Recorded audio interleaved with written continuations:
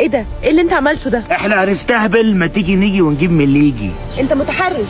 في ايه؟ ما تهدي شويه. الراجل ده اتحرش بيا. يا سلام، انت اتحرشت بيها يا ابني؟ ما بيقولك لا، هو بطل افترى بقى. انت اطرش. اهدوا يا جماعه، اهدي شويه. هذا صعب. ماذا ستختار؟ تختار محمد صلى الله عليه وسلم والجنة، أو تختار تجاهل الفيديو والنار؟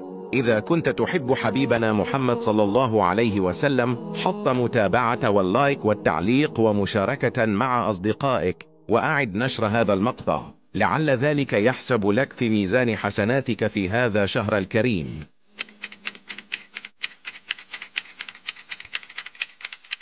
الراجل ده اتحرش بيا. انت يا عيني غصب عنك اضطريت تتحرش بيها عشان اللي هي لابساها، صح؟ لا مش فارقه، لابسه بكيني لابسه نقاب، انا جاي في اي حاجه. يا عيني يا ابني، شفتي عملت فيه ايه؟ كالعاده انا اللي غلطانه، انا اسفه. بعد اذنك ممكن تجي لي ثانيه؟